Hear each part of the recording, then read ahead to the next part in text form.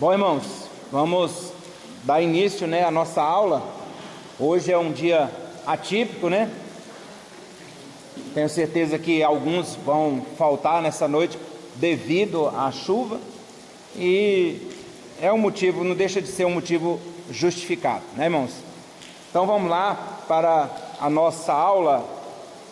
Hoje estaremos aí com a nossa aula de número 2 do módulo Pentateuco, e hoje teremos a aula com o título Êxodo. Vamos estudar aí, irmãos, o livro do Êxodo, tá? Um livro bastante interessante. Não tem como a gente chegar e falar tintim por tintim, não tem como, mas vamos aí falar um pouco sobre esse livro, tá? Vamos ler a palavra do Senhor nessa noite, irmãos? Abramos as nossas Bíblias em Êxodo. Se os irmãos quiserem chegar um pouco mais para frente, fique à vontade, porque com o barulho da chuva e eu tendo que falar muito alto aqui, eu creio que vai ficar um pouco desvirtuado, tá? Êxodo capítulo 3, versículo 7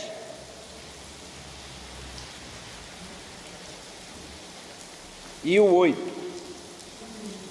Êxodo 3, versículo 7 e o 8. Diz assim a palavra do Senhor: E disse o Senhor: Tenho visto atentamente a aflição do meu povo que está no Egito, e tenho ouvido o seu clamor por causa dos seus exatores, porque conheci as suas dores.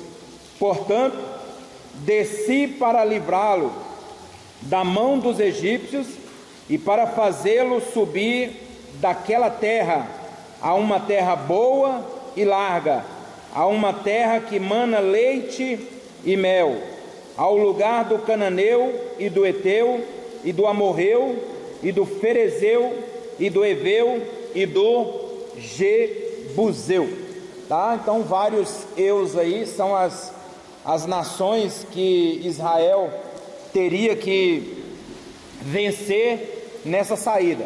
Mas esses dois versículos aqui, irmão, fala muito do que nós vamos estudar aqui nessa noite, sobre a saída do povo hebreu, dos israelitas da terra do Egito.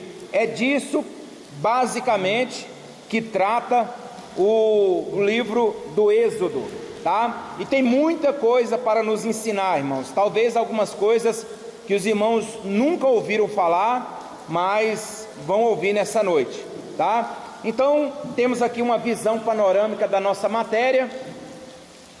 Tivemos aí a aula de número 1, introdução ao Pentateuco, 2 aulas, falamos um pouco o que é o Pentateuco e Gênesis também. E na aula passada falamos aí sobre Gênesis, falamos um pouco sobre os patriarcas, falamos sobre um pouco da criação, do mundo, e hoje, irmãos, falaremos sobre o Êxodo. Depois falaremos sobre Levítico, depois Números, e terminaremos com Deuteronômio, tá, irmãos? Então é um panorama aí da nossa aula. O esboço desta aula será dessa forma aqui, mas não pense que dividiu aqui em 4, que é pouca coisa, não. Mas temos aí o esboço, que é a nossa introdução, o início da escravidão do povo de Israel, a libertação do povo, a peregrinação no deserto até chegarem ao Sinai, e encerraremos aí com o capítulo 19 ao 40, quando o povo usufrui da liberdade conquistada, tá? Irmãos, não tem aí na lição dos irmãos, mas eu trouxe aqui um mapa aonde mostra o trajeto do povo ao sair do Egito.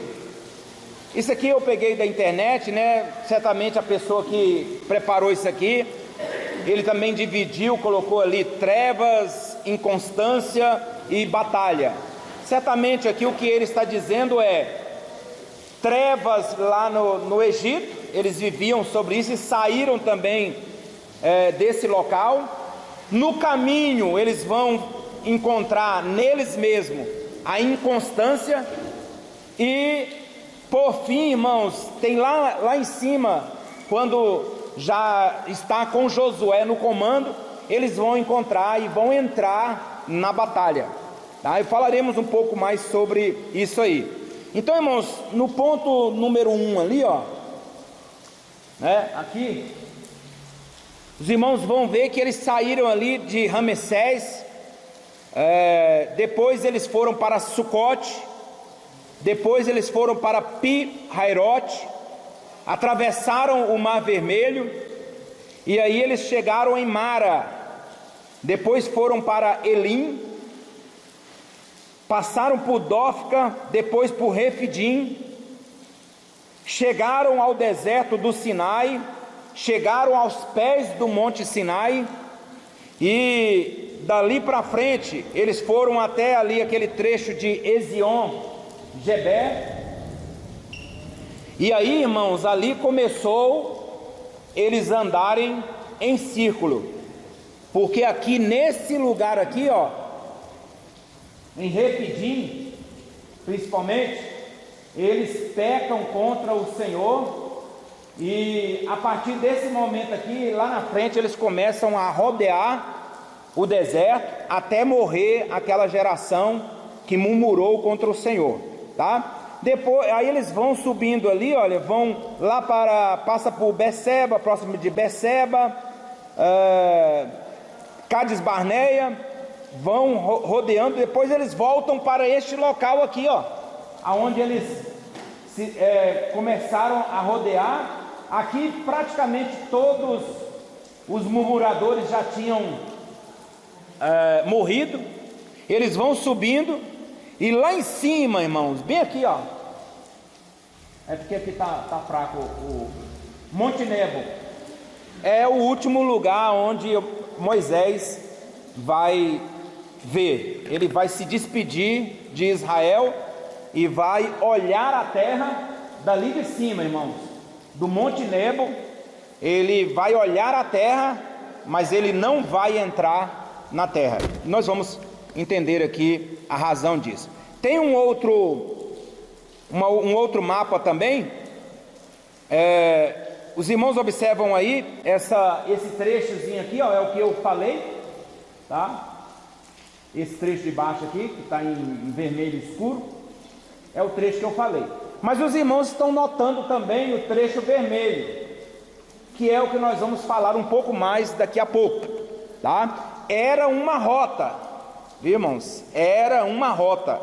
E aí Deus, irmãos, fez questão de que o povo não seguisse aquela rota lá de cima, mas fosse a rota mais penosa, podemos falar dessa forma. Mas tem uma razão, ou duas razões, por que o povo não foi por cima. Nós vamos chegar lá, tá? Não vamos atropelar aqui os bois, tá? Então vamos para a nossa introdução. Estaremos estudando nessa noite sobre o livro do Êxodo, tá?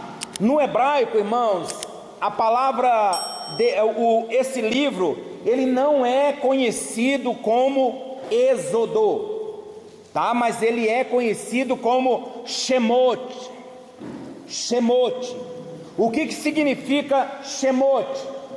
Significa nomes, os nomes, tá? Da onde eles tiraram isso aí? Vamos lá para Êxodo, capítulo 1. No iniciozinho de Êxodo, nós temos aí a razão porque este livro é chamado pelos israelitas de Shemot e não de Êxodo, tá? Aqui está, ó, lá no início. Estes, pois, são os nomes dos filhos de Israel que entraram no Egito com Jacó. Cada um entrou com a sua casa. Então, irmãos, o israelita, o hebreu aqui, o israelita, ele conhece até hoje esse livro como Shemot, tá? O Pentateuco, volto a dizer o que eu falei na segunda passada, no início o Pentateuco ele era só um livro, tá? E ele tinha essas divisões neste livro. Então nós temos o primeiro livro, Bereshit. Bereshit significa o quê? No princípio, tá? Por quê? Porque no início do livro está escrito no princípio, tá? Então eles não têm esse negocinho de pegar uma palavra lá e como nós vamos entender aqui sobre a questão do Êxodo, tá? Então vamos lá. Ganhou o título de Êxodo quando? Na tradução dos 70, na Septuaginta. Nessa época aqui, então, colocaram Êxodo. Por quê? O que significa Êxodo? Saída, tá? E saída por quê? Saída do povo hebreu, o povo de Israel, do Egito. Mas os hebreus, os israelitas não chamam dessa forma. Mas na Septuaginta, quando houve a tradução da Bíblia hebraica para o grego, foi colocado o nome de Êxodo, tá? Não tem nenhum problema, irmão. Isso aí é uma blasfêmia. Não tem nenhum problema, tá? É só um nome que foi dado para designar, porque ninguém ia ficar falando aí Shemot. Aí eles pegaram do grego mesmo uma palavra que significa saída, que é a palavra Êxodo, e colocaram o nome desse livro, tá? Porque narra a saída do povo de Israel do Egito. O livro de Êxodo trata da formação da família de Deus no Egito, a partir da chegada de Jacó e da história de José, e de como essa família tornou-se uma grande nação. O livro é cheio de milagres e guerras e conta como Moisés liderou o povo judeu para a chegada próximo da terra prometida, né? Então, irmãos, por isso que esse livro para o israelita, essa palavra Shemot, não é simplesmente nomes, mas está dizendo aqui, irmãos, que são os nomes dos filhos de Jacó que entraram lá. Não é os nomes todos dos hebreus, não. São os nomes principais ali, são os cabeças, tá? Então, por essa razão, é que colocaram essa definição de Shemot, tá? O livro, ele pode ser dividido basicamente em duas partes, a parte histórica, a parte legislativa. Quando você lê o livro de Êxodo, você vai encontrar aquela história toda ali, mas você vai encontrar também já Deus instituindo as leis, tá? Então ele tem essas duas vertentes, a histórica, né, e a parte legislativa, tá? Não vamos ficar muito nisso aqui também não, tá? O início aí, irmãos, o primeiro ponto, início da escravidão do povo de Israel. Quando termina o livro de Gênesis, o que estava acontecendo ali no Egito? Jacó, com toda a sua família, tinha descido para o Egito, porque José chamou ele para lá. Ele entra no Egito e termina, irmãos, Gênesis termina com a palavra caixão no Egito. Não é para assustar ninguém não, né? Então significa ali que houve morte, irmãos. Jacó morreu, lógico, os filhos dele, todos eles morreram, José morreu, tá? Então todos ali morreram. Agora tem um problema aí, irmãos, que o comentarista ele colocou aí. Na Bíblia Sagrada vai dizer que entrou 70 pessoas lá, mas em um outro texto vai dizer que entraram 66 pessoas. Já Estevão, vai dizer que entraram 75 pessoas. Como aí? A Bíblia será que está errada? Será que tem erro na Bíblia? Será que a Bíblia está se contradizendo? Não, tem a explicação aqui que ele mesmo vai dar no livro, tá? Nós vemos aí na página 45, Êxodo capítulo 1, versículo 5, diz que eram 70 pessoas. Vamos lá para trás aqui. Não, é isso mesmo. Êxodo 1, versículo 5 diz que eram 70 pessoas, e Estevão fala em 75. A solução fica assim resolvida. Realmente, 66 vieram para o Egito, com Jacó, com mais, quantos tinham lá já no Egito? 4, quem era? José, a esposa dele, que agora também ela fazia parte de Israel, e os 2 filhos, 70. E aí nós vamos encontrar os 5 restantes da lista de Gênesis 46, versículo 26, são encontrados em 1 Crônicas, capítulo 7, versículo 14 ao 20. Maqui, Gileade, Sutela, Taate e Éden.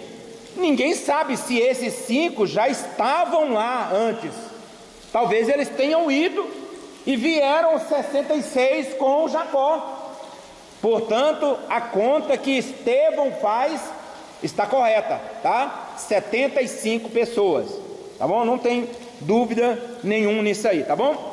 Aí tem aí um outro ponto, irmãos. Aí vai falar aqui, esse ponto aqui vai falar sobre a morte de Jacó. Depois vai falar sobre a morte de José. Possivelmente José morreu primeiro do que os seus irmãos, porque diz, morreu José e os seus irmãos, não foi ao contrário, tá? Vai tocar num assunto aqui interessante, irmão. José, com o passar do tempo, ele foi esquecido. Mas esquecido, irmãos, não quer dizer aqui que José, a história de José morreu, não. É porque com o passar do tempo, os faraós que foram sucedendo, um deles lá não conhecia José, e fez questão, irmãos, de apagar o nome de José. Ainda que José, irmão, tenha sido o Salvador, ele fez questão de não tocar mais no assunto. Ciúme, alguma coisa lá, tá? É igual o pessoal faz, e muitas vezes aí, irmãos, tem o nome de uma rua, aí o cidadão chega lá, o político chega e já fala, vou mudar o nome dessa rua aqui, não quero lembrar desse nome aqui não, e vai indo. Tá uma maior bagunça aí na questão das pontes lá no DF, né? Era nome de general, aí chegou e agora coloca nome, irmão, de uma pessoa que ninguém nunca ouviu falar na vida. Coloca lá, irmão, um monumento gigante daquele jeito. Mas isso tudo uma briga de quê? De ego. A mesma coisa estava acontecendo também aqui com esse faraó, tá? Ele não conhecia José, tá? Mas não quer dizer que José deixou de ser importante para os hebreus, mas para o Egito eles estavam fazendo questão de esquecer, né? E aí nós temos um ponto interessante aqui, irmão, sobre a situação das parteiras. Eu pergunto, as parteiras mentiram ou não mentiram? Elas não mentiram, está aí no livro dos irmãos, inclusive está aí no livro dos irmãos, elas não mentiram. Porque quando o faraó, aí vai falar uma coisa interessante aqui, né? Que os israelitas, eles estavam gerando filhos e possivelmente estava tendo muitos filhos gêmeos e trigêmeos, e a nação começou a crescer. Irmãos, uma coisa interessante, eu vou ter que tocar num assunto aqui bem melindroso mesmo, mas a questão da circuncisão, ela não é apenas uma questão de higiene para o homem, não. Lá no Antigo Testamento, tá? Ela não era simplesmente uma questão de higiene para o homem, não. Era uma questão de higiene para quem? Para a mulher. Porque no deserto, como o povo de Israel, eles eram nômades, e eles viviam muito. Irmão, não tinha como ficar se banhando o tempo todo. Então, irmão, alguém aqui já ouviu dizer, na França, o francês ele não banha muito, não. Portugal também. Ó, irmão, tá gravando ali, tá gravando aqui, pode entrar um português lá e me escreve. Mas a França, principalmente, já é ciente, irmãos, que eles não tomam banho, como o brasileiro gosta de tomar banho. Tem brasileiro aí que toma banho 2 vezes ao dia, 3 vezes ao dia, 1 vez ao dia. Isso aí é uma coisa, parece que é uma coisa sagrada para a gente, né? Mas o francês não. Por isso que na França tem os melhores perfumes. Já pensou, irmão, um perfume com anhaca? É difícil, né? É difícil. Mas no deserto, irmãos, também não tinha essa higiene, tá? Então, com isso, as partes íntimas do homem poderia ficar contaminada, e ele poderia passar isso para a mulher. Portanto, casos de infertilidade, principalmente na questão relativa às mulheres, era muito difícil. Existia, irmão, teve casos aí de Sara e outros assim, mas nesse caso aqui, Deus, até na circuncisão, ele estava trabalhando para que o povo dele aumentasse, irmãos, e era menino atrás de menino, e o negócio foi, e daqui a pouco, irmãos, o tanto de israelita que tinha já estava maior do que os egípcios. Aí o cidadão falou: olha, eles vão tomar aqui, eles vão tomar, só falta o trono agora. Aí ele chama as parteiras, e as parteiras, elas eram egípcias ou hebreias? Hebreias. Irmão, eu não sabia disso. Eu prestei atenção nessa lição, porque eu pensei que as parteiras, elas, tipo assim, contratadas, talvez umas egípcias, para ir lá e fazer o parto, né, das mulheres hebreias, porque elas eram escravas, mas elas eram hebreias. Certamente, talvez Faraó gratificava com alguma coisa, falou: olha, é o seguinte, quando for menina, deixa nascer, tá? Deixa viver. Se for homem, mata. E aí, irmãos, elas voltaram para o Faraó e falou: olha, as mulheres hebreias, elas são mais sábias do que a gente pensa. Quando a gente chega lá, elas já deram a luz, já não precisa nem da gente. Aí elas comparam, irmãos, uma coisa interessante que os irmãos vão ver no livro aí, elas comparam as mulheres hebreias como os animais, que não precisam de ninguém. A gente tinha uma cachorrinha, e aí a veterinária falou assim: olha, quando chegar, né, não ajuda, não vai com esse negócio de ficar lá puxando, não. Ela vai dar conta, ela mesma vai dar conta de expulsar, de pôr para fora, não precisa ajudar. E aí, irmão, a gente quase morria, né? Mas vão passando, vai saindo tudo. Então as parteiras hebreias, elas falaram assim: olha, elas são mais sagazes, elas são, né, elas são inteligentes. Quando a gente chega lá, elas quando ele está indo, elas já estão voltando. Aí, irmãos, a Bíblia vai dizer, é lógico, Faraó não maltratou as parteiras, mas a Bíblia diz que Deus abençoou as parteiras. Aí diz assim, no texto: Deus abençoou elas com casa. Mas casa ali, irmãos, não era um lugar para elas habitar, não. Era se tornando férteis também.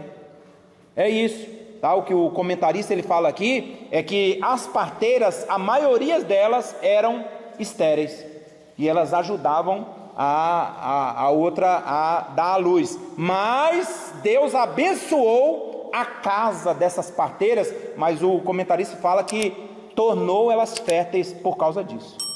Ao invés de matar, ao invés de diminuir, até as parteiras agora estavam dando luz também, né? É isso aí que ele diz aí. Vamos aí. O nome dessas eram duas parteiras, né? Sifrá e Puá, que em hebraico significa Sifrá, beleza, e Puá significa resplendor, né? Melhor essas duas palavras por último aqui do que Sifrá e Puá, né? Como é que a pessoa coloca o nome da pessoa de Sifrá e Puá, né? Mas tudo bem. Então, irmãos, exatamente. Então, e aí o ponto C vai falar sobre o nascimento, infância e mocidade de Moisés, né?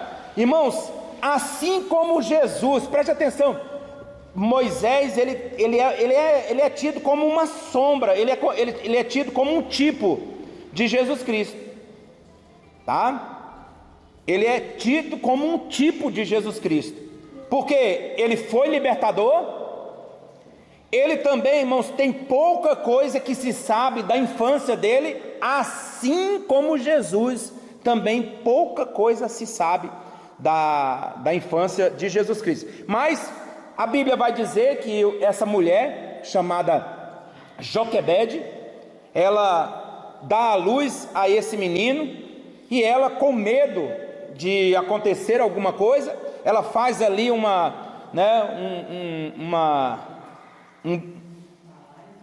balaio, um cesto, né? Tem vários nomes aí, né? Mas é isso mesmo, betumou bem, colocou o menino dentro e pôs ele nas águas do Nilo. Irmão, já teve livramento ali, porque os maiores crocodilos ali estavam justamente, e era um deus, né? O crocodilo para os egípcios, e Deus deu livramento. E a Bíblia vai dizer que esse cesto ele para e ele fica ali engarranchado em uns juncos. E quem é que está ali tomando banho? A filha de Faraó. Então, irmão, Deus trabalhando ali. E a irmã de Moisés, Miriam, ela vai olhando e vai vendo. Quando para lá e as mulheres puxam aquilo ali, que a filha de Faraó, olha aquilo ali, um menino formoso daquele, ela sabe que ele é hebreu, tá? E aí, ao invés de matar ele, ela tem, alguém dá a ideia ali, né? De ficar com ele, ela também. E aí a Miriamzinha chega e fala: olha, você quer que eu chame uma mulher ali para amamentar ele? Aí ela: quero, vamos chamar. E chama, irmãos, logo a mãe de Moisés. Então, Deus trabalhando nisso tudo. Inclusive a situação de nascimento de Moisés é a mesma de Jesus, uma situação de matança. Matança também. O mesmo risco, o mesmo diabo. O mesmo diabo, porque ali estava barrando a chegada do Messias, tá? Então, exatamente, né? Então, esse nome não foi dado por Moisés, pela Joquebede, foi dado pela filha de Faraó. O nome dele, Moisés, que no hebraico é Moshe, né? E Moisés em egípcio tem uma coisa interessante também. Essa palavra Moisés, ela não é totalmente transliterada, mas uma coisa se sabe: esse prefixozinho aí do final, Zés, era dado para filho, Aí por isso que tem Ramessés, ele foi um faraó passado, tá? E ele certamente, essa palavra Ramessés, tinha a ver com alguma coisa de filho disso, tá? Então todo egípcio que recebia essa palavra Sés no final, significa filho disto, tá? E possivelmente Moisés é uma tradução de filho tirado das águas, tá? É alguma coisa, porque em hebraico, né, todo mundo fala que Moisés significa aquele que foi tirado das águas. Filho de Ra, tá? Olha aí, Ramessés significa filho de Ra. Então toda vez que vê um Sés no final ali, o egípcio estava querendo dar um nome de filho de alguma coisa, tá? Algo interessante que também não tem aí na lição dos irmãos. Nós temos aí, irmãos, assim, voltando aqui, né, sobre a mocidade de Moisés, pouco se sabe. Esses filmes que tem aí, irmão, que Moisés está lá lutando com o irmão dele, que vai ser o faraó lá na frente. Não, aquilo ali é invenção, tá? Invenção, aquilo ali. Aquilo é para dar história, tá? A Bíblia não fala, a Bíblia se cala, fala pouco sobre a mocidade dele, tá? Exato. Eu estou falando para o irmão aqui. Se você pegar a história ali, a história de Jesus, ou alguns trechos aí, você vai ter que colocar coisa lá que não existe na Bíblia Sagrada para dar história, porque senão vai ser só em 20 minutos terminou o filme. Aí eles colocam ali umas coisas ali, e o problema não é colocar, irmão. O problema é que tem irmão que barra a gente às vezes, fala assim: pastor, e aconteceu isso mesmo? Não aconteceu não, irmão, a Bíblia não fala sobre isso. Não, mas eu vi na novela. Pelo amor de Deus, isso aí saiu da cabeça da pessoa ali. Sim. No livro da história dos Hebreus relata um pouco, né? O Flávio José, ele relata um pouco, né? De como pode ter sido a Bíblia, só que ele não relata a Bíblia. Exato. Existem vários historiadores, rabinos historiadores, que eles falam muita coisa, irmãos, em estudos da Torá, mas eles fazem ali algumas suposições do que aconteceu. Quer ver um exemplo aqui? Nós vamos falar aqui sobre aqueles dois, aqui agora, né? Primeiro vai falar aqui sobre a libertação do povo, né? Agora vai começar a entrar aqui na libertação do povo. E o comentarista, ele vai falar aqui sobre as especializações de Moisés. Moisés, irmão, Deus não estava chamando um Zé Ninguém, não. Ele foi levado lá para a casa de Faraó, ser filho da filha de Faraó, por um motivo: para ser estudado em toda a ciência do Egito. E onde ele iria usar isso aí, irmãos? No deserto. Quem seria colocado na frente ali do povo para levar no deserto seria um homem estudadíssimo. Moisés tinha essas características aqui. Olha, ele aprendeu aritmética, geometria, todo tipo de música, aprendeu os hieróglifos, aquela linguagem lá que nós mostramos para os irmãos, a águia, né? Por aí vai. O idioma assírio, que já existia nessa época também. A ciência dos caldeus sobre astronomia e matemática. Contudo, irmãos, Moisés, ele não era um mago, que era uma profissão ali, algo muito comum ali naquela época. Moisés não era mago, tá? Então são algumas curiosidades aqui. Então, irmãos, quando ele ainda estava talvez próximo dos seus 40 anos, a Bíblia vai dizer que ele vai visitar os seus irmãos hebreus. E aí acontece aquele caso lá, né, da morte, né, do egípcio. Ele esconde. E aí, quando ele vai fazer essa visita aos hebreus, ele encontra 2 hebreus brigando, trocando tapa. E ele chega e vai separar os 2. Aí um dos 2 lá fala assim: por acaso você vai matar a gente igual você matou o egípcio e escondeu? Aí, irmão, Moisés, a casa caiu. O meu crime foi descoberto, e isso vai chegar lá em Faraó. E segundo um estudo de um rabino sobre a Torá, quem estava ali brigando? Segundo os rabinos, tá? No estudo da Torá, era nada mais, nada menos do que Datã e Abirão.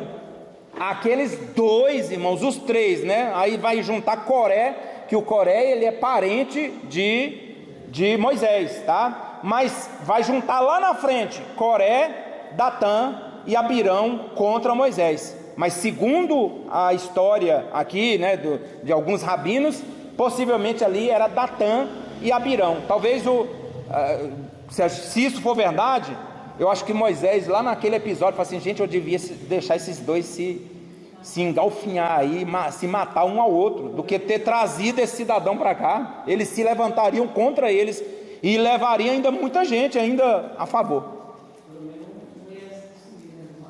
Pelo menos, né? Então, irmãos, ele pega e foge para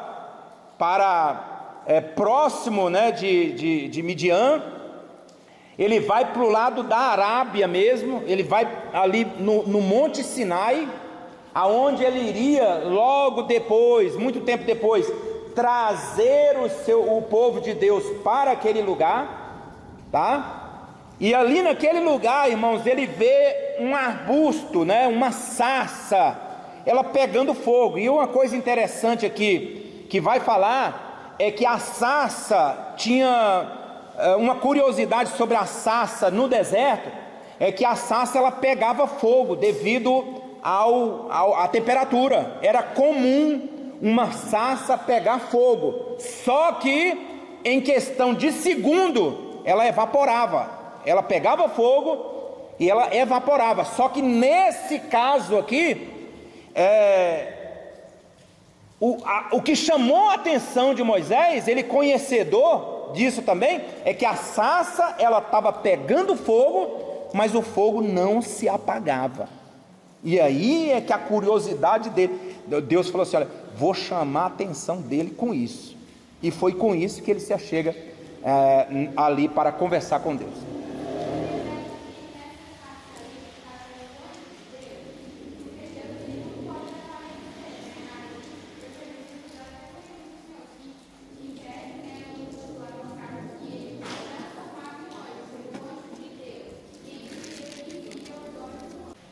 Aqui, Deus fala, capítulo 3. E apacentava Moisés o rebanho de Jetro, seu sogro, tal, vai lá. Apareceu o anjo do Senhor, tá certo?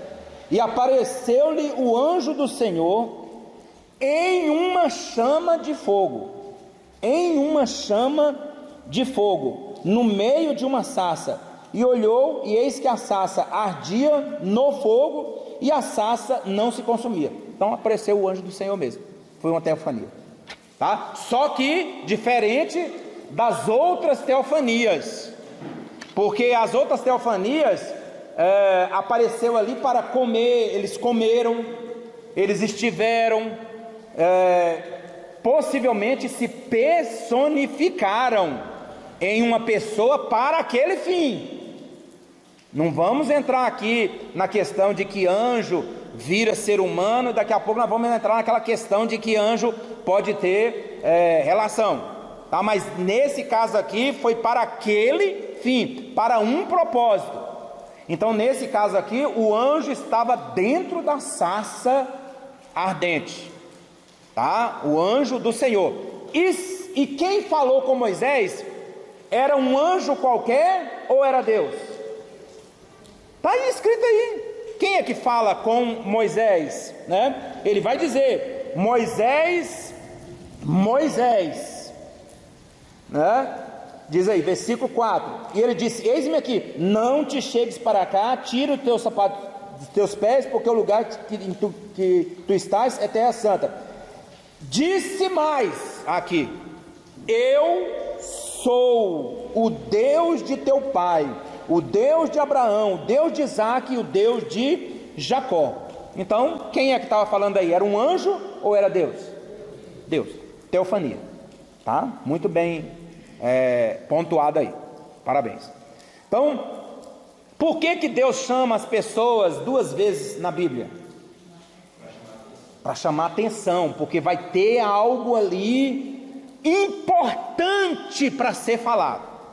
E aí nós temos alguns casos aí, ó. Moisés, Jacó foi chamado também 2 vezes, Samuel foi chamado 2 vezes, Pedro também, e Saulo foi chamado 2 vezes também, tá? Vamos aí para a missão de Moisés e de Arão no Egito. Então eles vão agora para o Egito, acontece aquele embate todo ali, Moisés não estava querendo ir, Deus fica até um pouco irado com ele no final, mas olha, então eu vou mandar o teu irmão Arão, ele vai contigo, tá? E eles chegam ali, irmãos, e aí tem um fato interessante aqui, os nomes dos faraós que viveram na época de Moisés, no período aqui, nesse período todo aqui, ó, nós temos...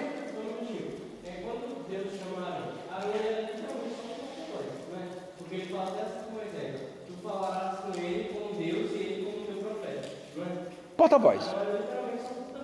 Aí entra aquela questão que certamente alguém poderia perguntar: Moisés tinha algum problema de fala? Porque ele fala que era pesado de língua.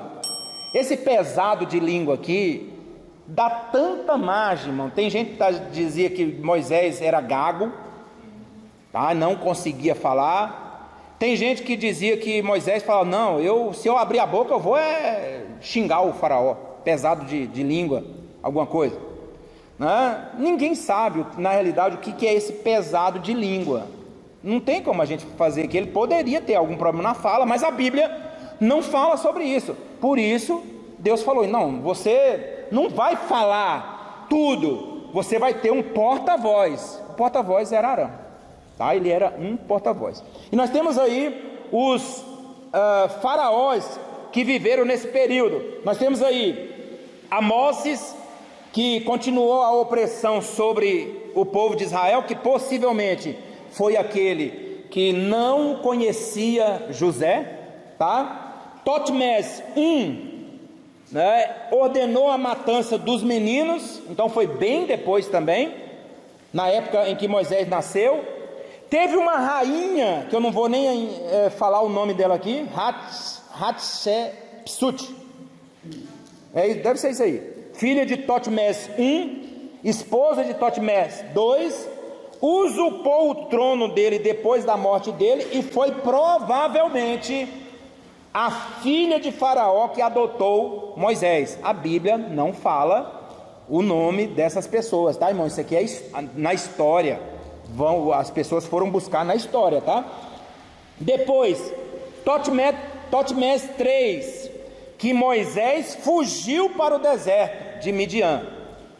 Amenófise II foi o faraó com quem Moisés se confrontou e a quem Deus mandou as pragas. Então, irmão, a gente pensa que existiu apenas um faraó. Não, irmãos, essa história aqui é desde José, da morte de José, até a saída. É um período muito grande aqui, tá? Quando chega ali, Faraó, irmãos, ele vai cedendo aos poucos.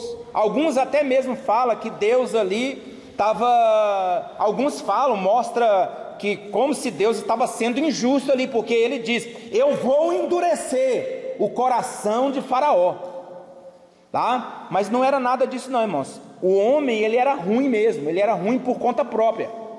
Mas aí ele vai cedendo aos poucos, vai fazendo algumas objeções, e Moisés através de Arão vai dizendo: não, nós queremos sair todo mundo, não tem nenhuma negociação aqui, tá? E aí acontece a praga dos primogênitos, né, onde o filho de Faraó, ele vai morrer, tá? Eu coloquei aqui também, irmãos, alguns deuses, como ele vai mostrar aqui, ó, na página 50. Quando Deus atinge o Egito com 10 pragas, ele está atingindo todos os deuses do Egito, que comandava tudo ali. Irmãos, e não tem como mostrar aqui todos os deuses do Egito, não tem como. E ele cita aqui alguns, tá? Que nós não vamos falar aqui o nome, né? O Nilo transformado em sangue, rãs, piolhos e moscas. Não teve nenhum deus atingido, porque isso era uma questão pessoal do egípcio. Eles rapavam o seu cabelo por causa de que eles achavam não poderia ter piolho. E foi justamente uma praga que Deus mandou. Moscas do mesmo jeito, tá? Morte dos rebanhos, feridas purulentas, granizos, gafanhotos, trevas, morte dos primogênitos.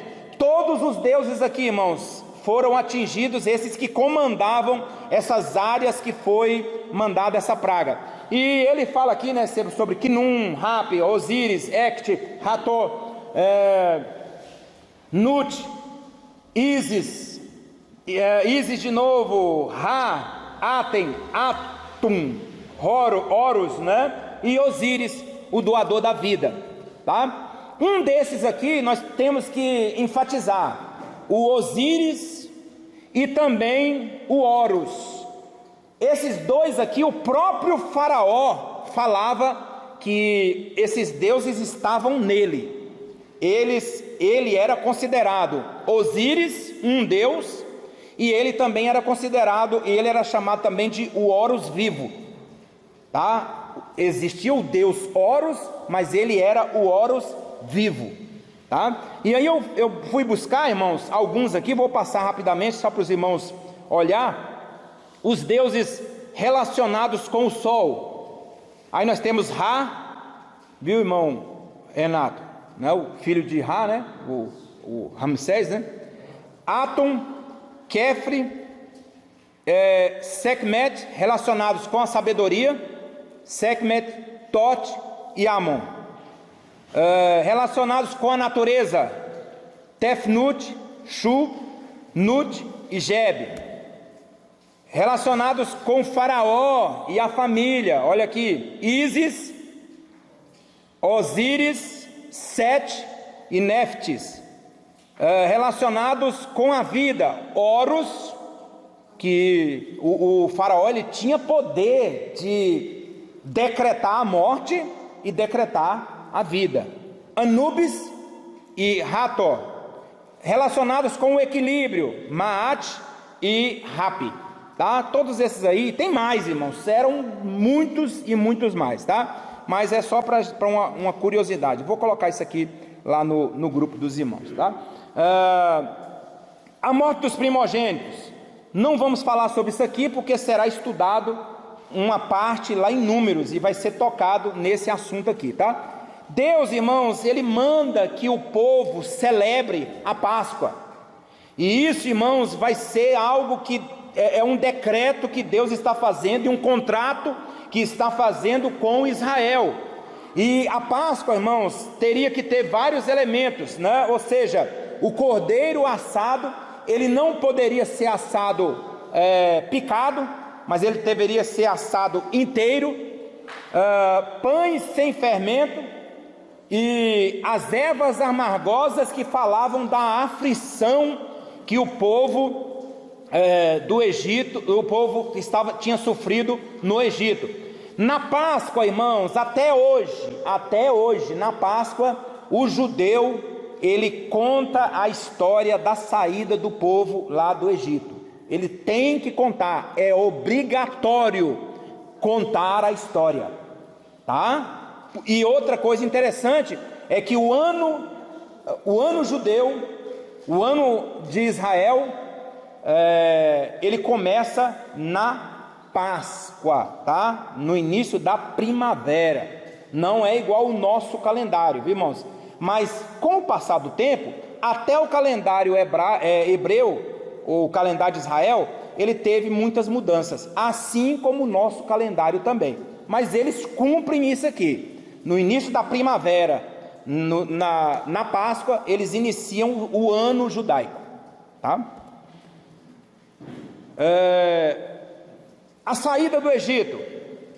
Aí tem um ponto interessante aqui. Os escravos se tornaram ricos. Irmãos, as punições foram tão grandes, que que no final, quando os filhos, os primogênitos, morreu só criança, irmãos? Não. O primogênito da casa poderia ser um rapaz, poderia ser uma pessoa de 40 anos, sendo o primogênito, morreu naquela noite. E o primogênito também das criações, todas as criações, o primogênito morreu, tá? Quando aconteceu isso aí, o próprio faraó falou assim: pode sair daqui, pega essa renca de gente aí e sai da minha terra, vocês já acabaram com tudo aqui, pode sair daqui. E aí, irmãos, os hebreus foram pedindo coisas para os egípcios, e os egípcios iam dando coisas ali, riqueza, ouro, roupa, foram dando muita coisa. Eles saíram, irmãos, ricos. Os escravos saíram ricos ali, mas eles iam gastar isso aonde, irmão? Lugar nenhum, estavam indo para o deserto, né? Mas tinha um porquê disso aqui, que nós vamos entender um pouco mais para frente. Os egípcios deram riquezas. Aí eu coloquei aqui, cuidado. Você sabia que tem gente que usa esse versículo aqui para pregar num púlpito, que Deus usa o ímpio para dar riqueza para o crente? Isso não é bíblico, irmão. Isso aqui foi um fato que aconteceu, e nós não podemos trazer isso aqui, porque isso aqui é teologia da prosperidade, tá? Que o crente tem que ser rico, que o crente ele já saiu do Egito e ele tem que ser rico. Isso não é ensinado na Bíblia Sagrada, não é ensinado por Jesus, não é ensinado por Paulo, tá? Então cuidado com esse texto aqui. Quantos saíram de lá, irmãos? 600 mil homens, tá? Acima de 18 anos, homens, sem contar crianças, jovens e mulheres, acima de 18 anos, saíram 600 mil homens. Aí eu fiz uma conta rapidinho, 600 mil, vezes, vamos só citar um exemplo aqui, irmão, vamos dizer que cada casa aí tenha 4 pessoas, 5 com esse que está sendo contado aqui. Então, 600 mil vezes 4, vai dar 1.800.000, se eu não me engano, 400, né? 400.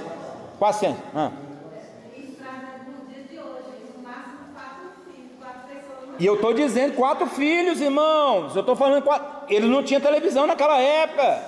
Então, irmãos, como eu disse aqui, o hebreu, irmão, e era algo até exigido. Eles levavam ao pé da letra o crescer e multiplicai.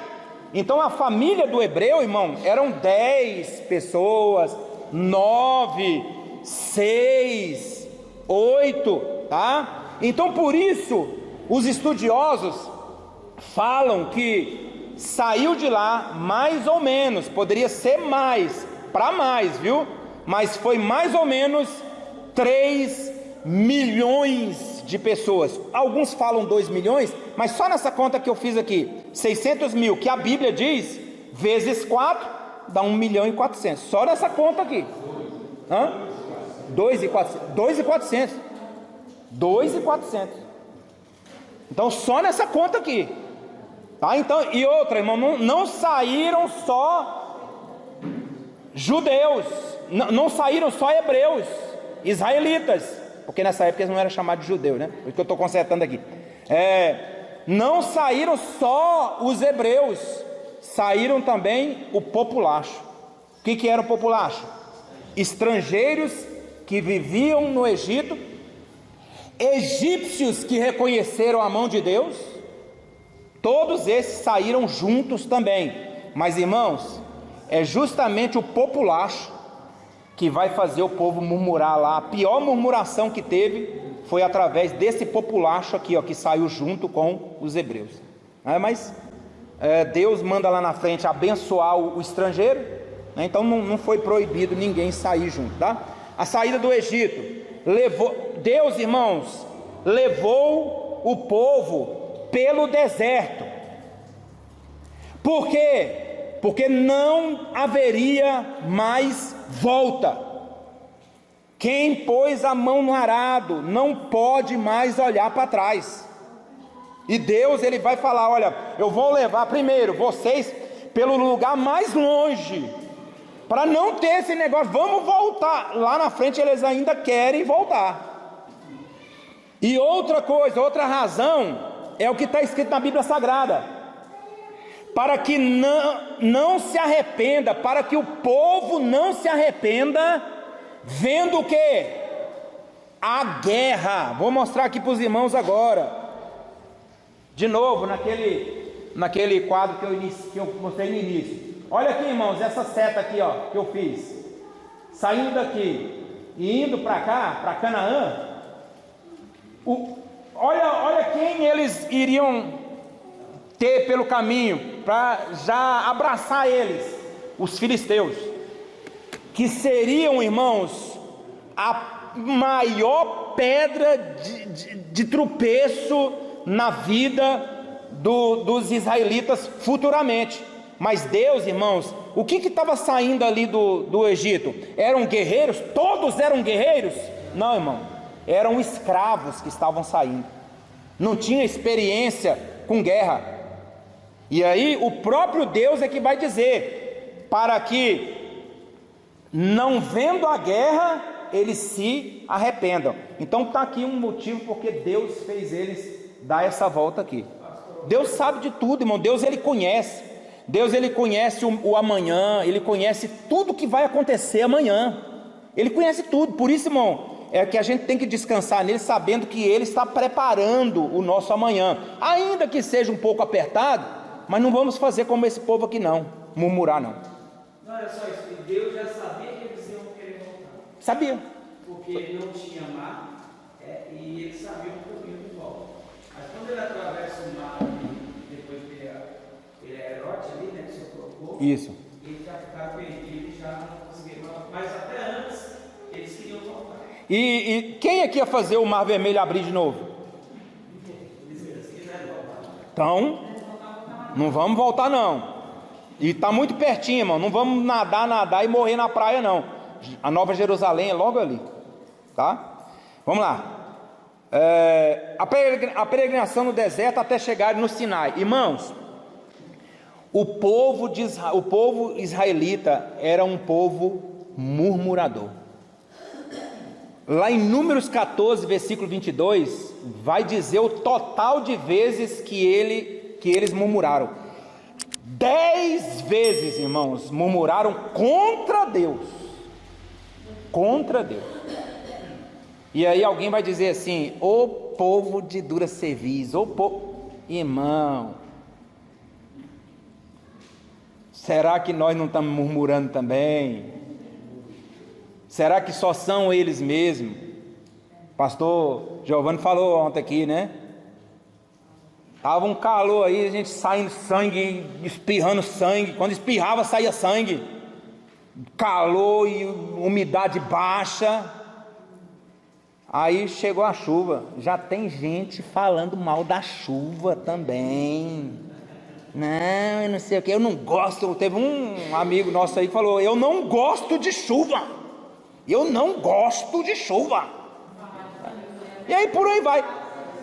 Eu sei, irmãos, que é dor de cabeça sair, mas não é dor de cabeça também espirrar e sair sangue pelo nariz de tanto calor e falta de umidade? Então, é difícil. O ser humano é difícil, irmãos. É muito difícil. Se tem pão, ele quer. Se tem ovo, ele murmura. Se tem carne, ele murmura. Se não tem, ele murmura, e por aí vai. Então, irmãos, o que eles fizeram aqui, nós fazemos também.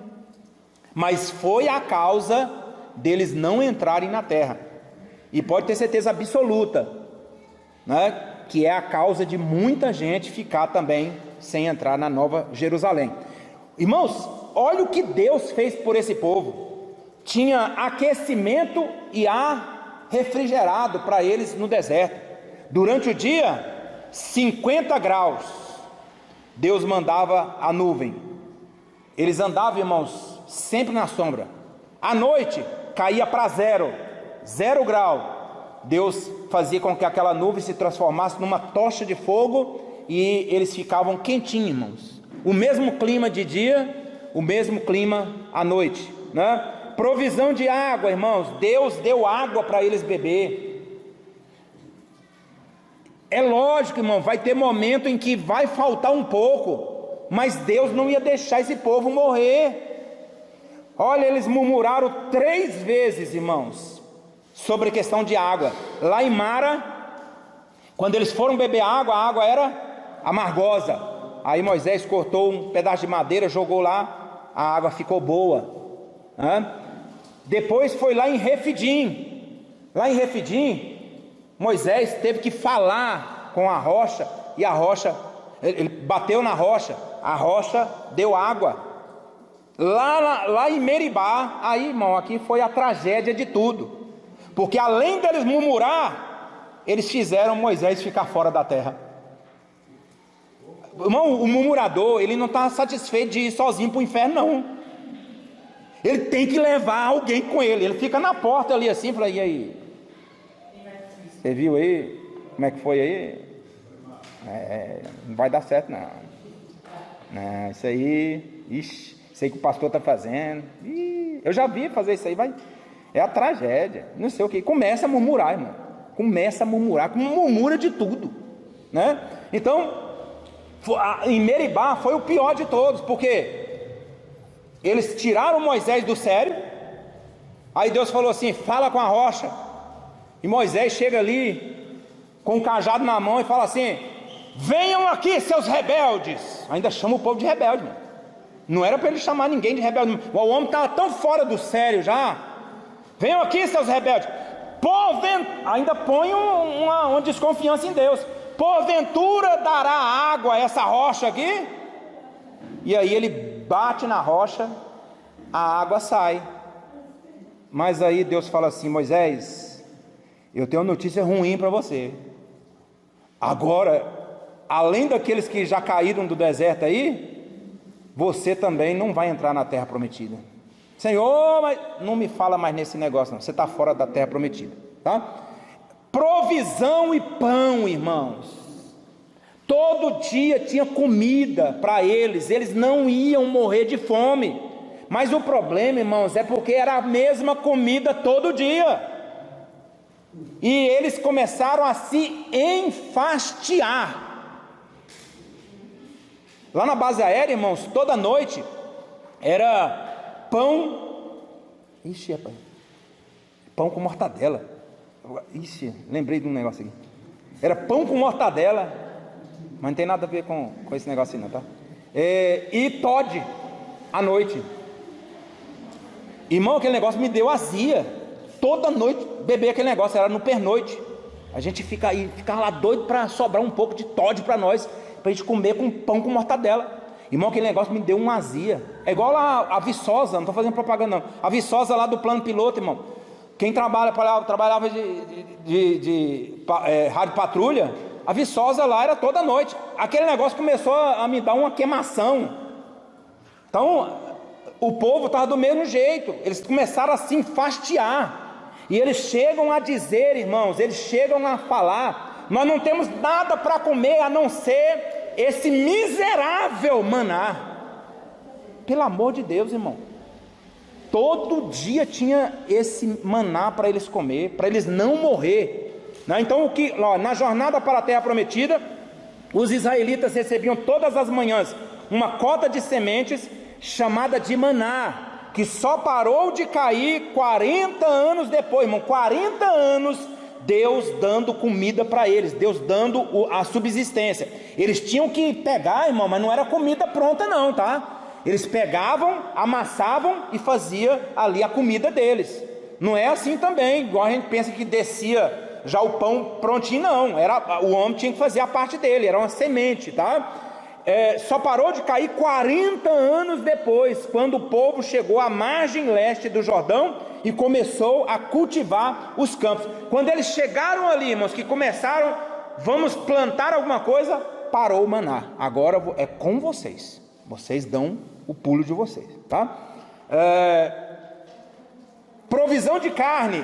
Deus manda codornizes, irmãos, e diz assim: olha, amanhã vocês vão comer tanta carne que vai sair pelo nariz de vocês. É um jeito exagerado de falar. Deus falou exagerado ali, era um jeito de falar, e realmente Deus mandou. Agora, irmãos, tinha gado?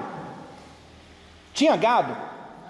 Tinha muito gado, e eles queriam comer carne. Mas por que eles não podiam comer o gado? Porque ele seria apresentado lá na frente, o gado seria para oferta ao Senhor no tabernáculo. Se eles comessem o gado todo no deserto, aonde eles iam encontrar boi? Aonde eles iam encontrar vaca? Aonde eles iam encontrar cordeiro? Então, ali eles queriam comer um outro tipo de... Eles queriam comer carne, e Deus falou assim: então tá bom, eu vou mandar carne para vocês comer, tá? Então o gado, irmão, não era assim, à vontade não, né? Poderia se comer alguma coisa ali, mas o gado teria que chegar lá, porque Deus queria que eles apresentassem sacrifício lá na frente, tá?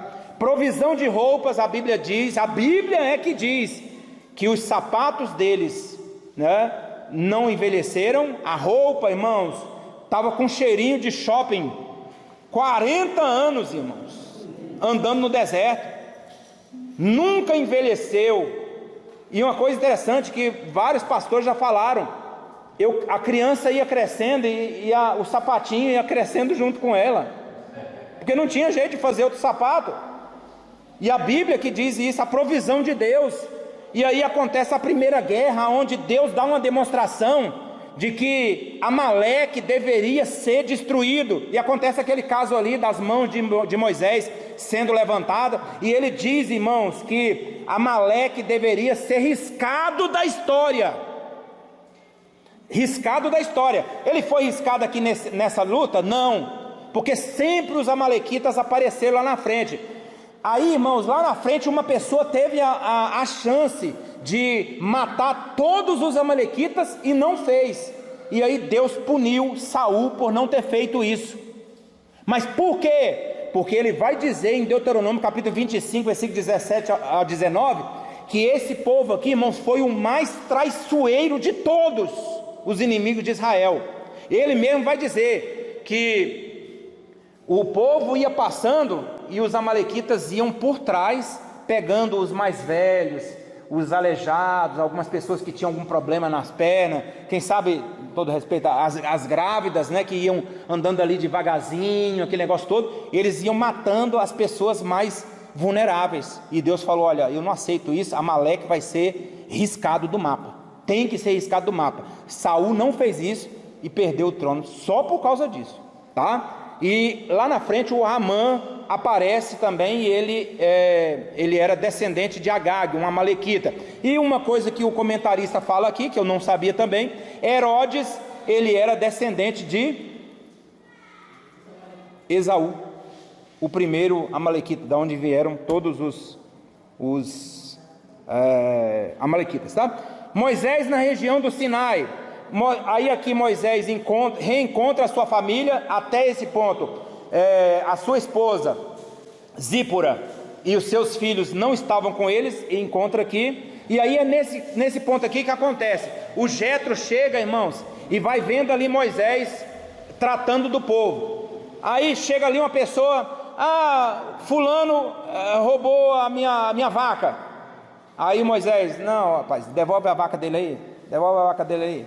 Aí tá, chegou aqui de novo, aí, o menino do fulano aqui deu um tapa no meu filho. Aí o Moisés: rapaz, menino, pede perdão aqui, não, vamos resolver a situação aqui. E o Moisés, irmão, foi só se definhando ali, né?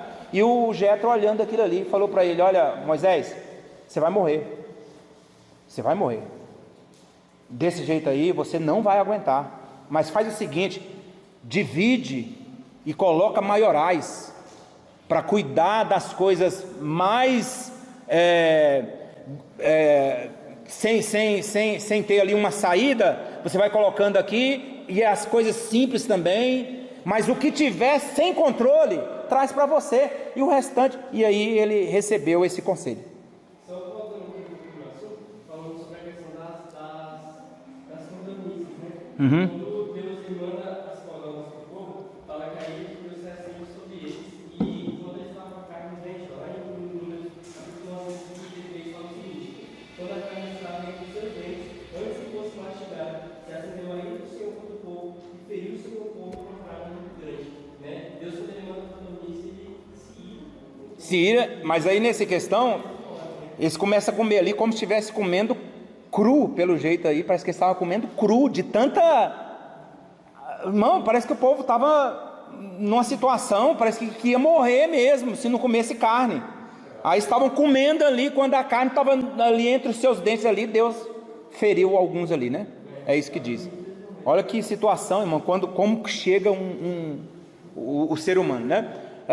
Agora aqui, irmão, o povo usufrui a liberdade conquistada. Aí Moisés agora ele vai ao encontro de Deus com o povo no Sinai. Quantas vezes Moisés subiu no Sinai? Pelo comentarista aí. Eu ia fazer essa pergunta para dar 10 pontos para uma pessoa aqui. Mas ele acabou de ler. Então tá. Não, eu ia fazer essa pergunta e eu ia falar, eu ia complementar.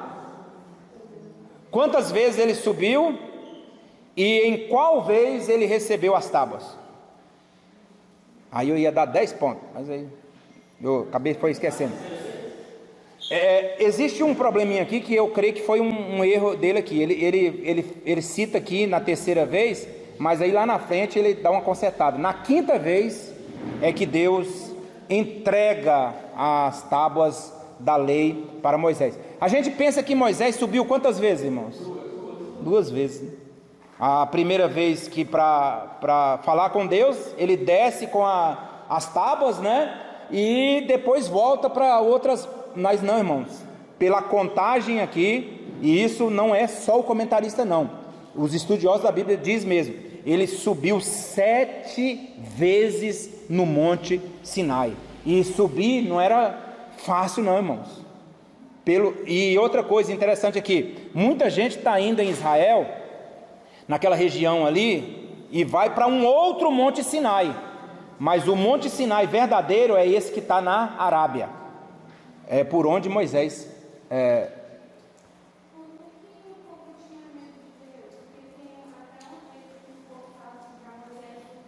fale com ele, mas não fale.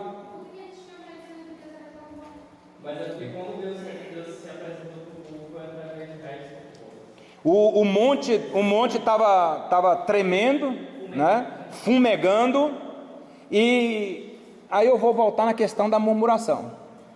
Irmão, eles próprios sabiam que mais um pouquinho, o próprio Deus chegou para Moisés e falou assim: Moisés, faz o seguinte, deixa eu destruir esse povo e eu vou fazer uma nação de você.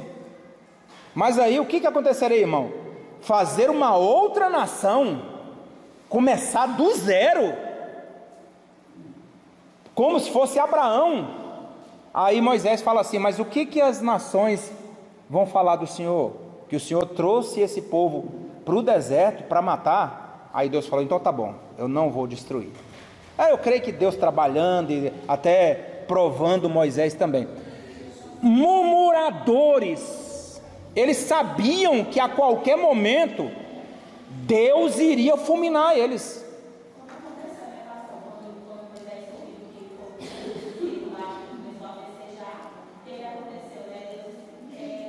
Morreu muita gente, foram exterminados mesmo, saiu um fogo e queimou muitos ali, né? E teve um morticínio muito grande lá, justamente por causa disso.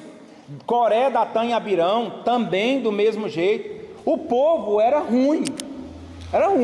Então essa razão deles não querer ali estar com medo, era justamente por essa situação. Primeiro, porque o local estava tremendo muito, e segundo, porque eles sabiam que Deus estava a uma gota de matar todo mundo.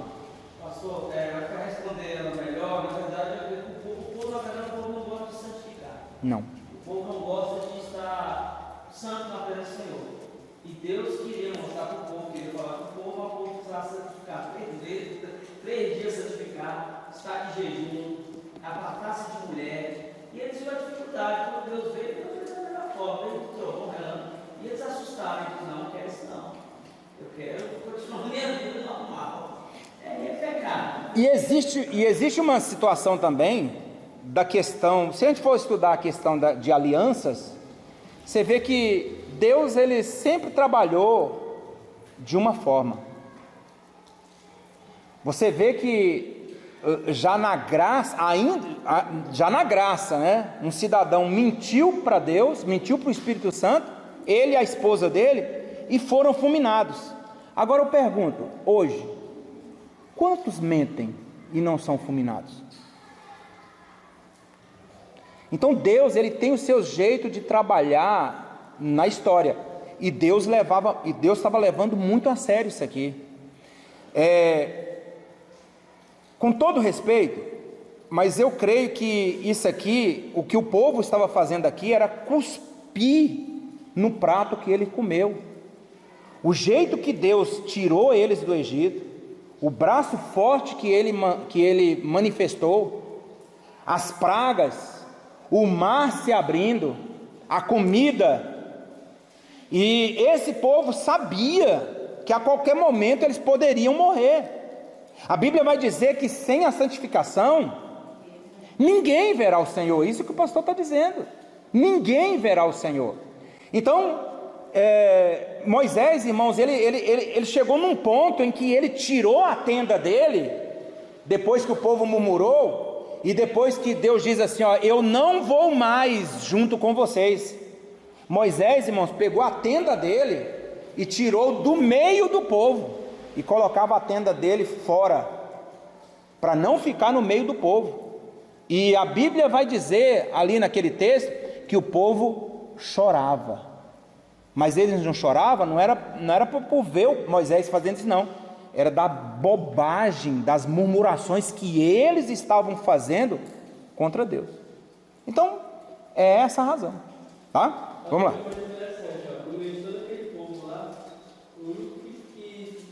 Josué, ele não ficava ali próximo, mas ele sempre ficava perto. Ele não ia, mas ele ficava perto, né? Exatamente, e foi o substituto. Então chegai-vos a mim, e eu me achegarei a vós. Então Moisés, irmão, sobe 7 vezes, na 5ª vez ele recebe das mãos de Deus as tábuas, aí mostrando aqui o cuidado de Deus para com o povo, seu interesse em estar perto do povo. Deus estava cuidando, irmão, e era o povo dele, tá? O apelo de Deus ao povo é feito com uma condição: vocês obedeçam às minhas leis, tá? O propósito específico de Deus para Israel, ele mesmo vai dizer: sereis a minha propriedade particular dentre os povos. E é aquela situação que eu sempre bato na mesma tecla.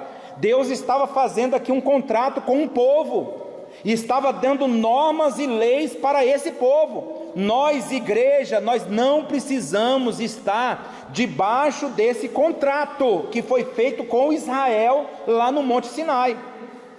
Deus trabalha com a igreja de uma outra forma. É claro, algumas coisas ali ele não vai abrir mão. Santidade, né, de ser um povo que zele pelo nome dele. Então Deus não vai abrir mão. A intenção de Deus era a de fazer que o povo de Israel fosse um reino sacerdotal. Lá aconteceu isso lá na frente, mas infelizmente o povo resolveu desviar-se.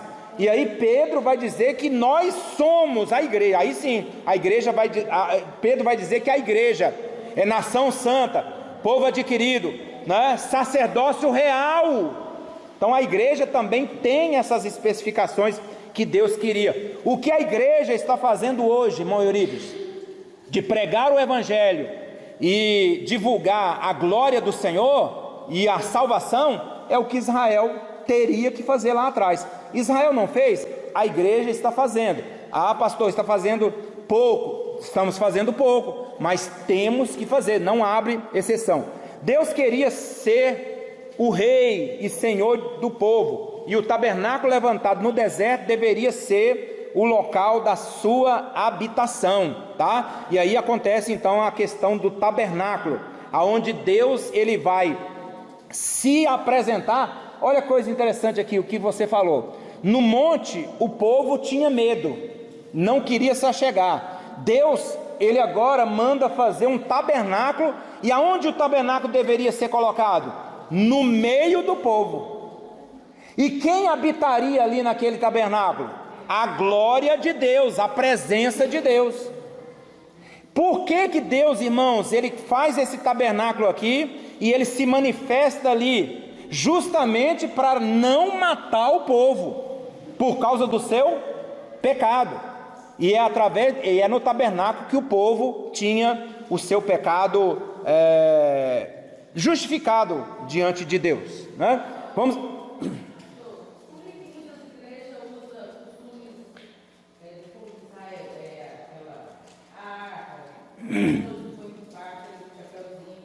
Eu tenho, já sempre falo. Irmão, isso aí a pessoa quer ser judaizante. A pessoa quer ser judaizante, tá? Vamos colocar tendas aqui e vamos ter as festas das cabanas. Isso aí é para Israel. Isso aí não é para a igreja. Essa situação aqui, ó, de colocar cabana ali, que as pessoas estão dizendo aí, Israel faz isso aí também constantemente, para mostrar que eles viveram em cabanas no deserto. Mas isso não é colocado para a igreja, não é exigência para a igreja. Porque eu volto a dizer, eu só pego as coisas boas, né? Olha, as festas das colheitas, a festa das cabanas, a festa não sei o quê. E por que você não se circuncida então? Como eu falei na escola dominical. E sabe como é que era feita a circuncisão? E é feita a circuncisão? Não é com faca não, com uma laminazinha não, é com pedra. Tem que ser com pedra, uma pedra afiada. Ai não, isso aí, não, mas você quer ser judaizante? Você quer ser israelita? Seja a igreja, seja a noiva do Cordeiro. Não precisamos disso, tá? Os 10 mandamentos, lembrando, irmão, que não são só 10 mandamentos, tá? Ali são os principais, mas existiam 613 preceitos, tá? E você fala com o adventista, ele só fala nesses 10 mandamentos aqui. É só nesses 10 mandamentos. E principalmente o sábado. Se de 10 palavras de um adventista, 9 é sábado. Tá? Como Deus se manifestava? Deus se manifestava, irmão, Deus se manifesta na luz, mas ali ele se manifestava em trevas também. Porque, irmão, Deus não está habituado a um lugar só. Tá? Deus ele manifesta em todos os lugares. Aí acontecem as leis a respeito dos altares. Uma coisa interessante aqui, irmãos, os israelitas são orientados sobre a construção de altares, que podiam ser de terra ou de pedras brutas, jamais de pedras lapidadas. Não podia. Deixa eu fazer a pergunta aqui. Por que não podia pedras lapidadas? Alguém chuta aí? Pronto. Acabou. Irmão, olha, irmão Antônio. Irmão, Deus não queria enfeite no altar dele.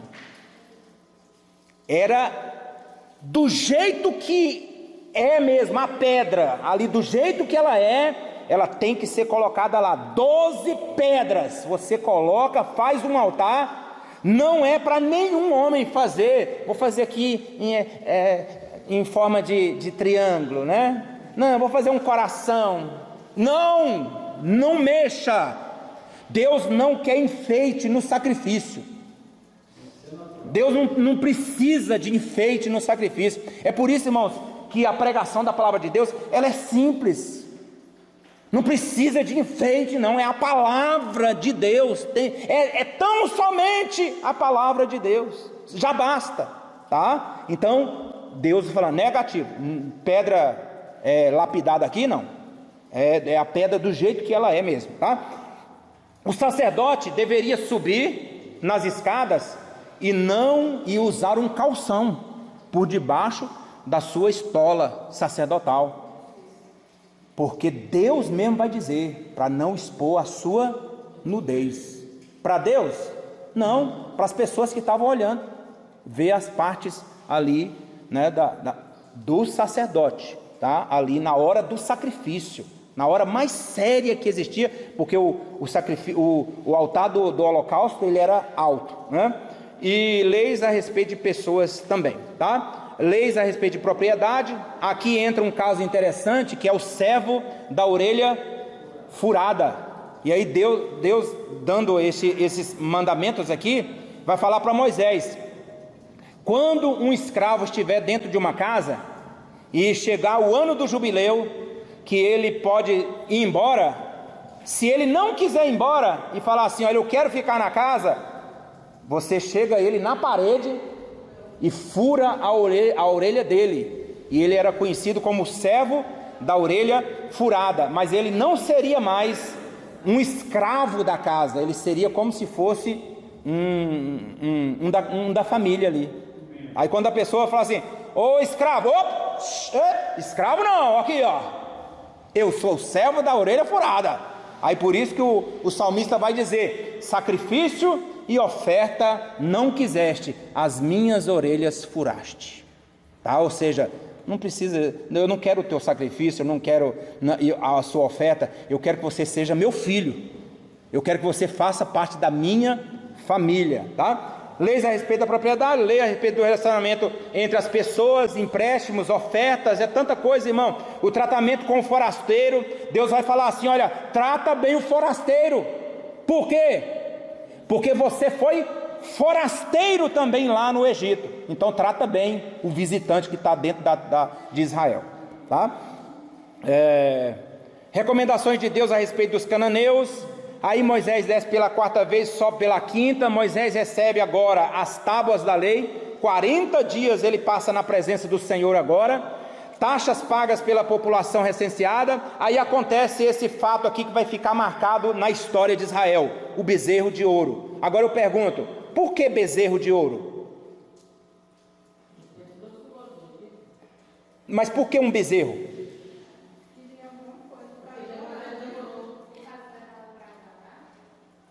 Da praga? Lá de trás? Hã? Não, mas por que um bezerro? Não poderia ser um cabrito? Eu acho que tinha um bezerro, pastor, tinha algum deus que servia antes da... Era um deus egípcio. Era um deus egípcio. E, por incrível que pareça, o Deus que era de força, o Deus que mostrava poder através da força mesmo, era o touro. Porque o original, irmãos, não é um bezerro. A gente tem que ficar, as pessoas ficam pensando que é um bezerro mesmo, mas o original é touro, tá? Não é simplesmente, é um bezerro já grande, tá? Já com porte de touro. E aí, irmãos, o que eles estavam dizendo era a mesma coisa. O Deus que tirou a gente do Egito, com força, com poder, foi Deus que fez isso.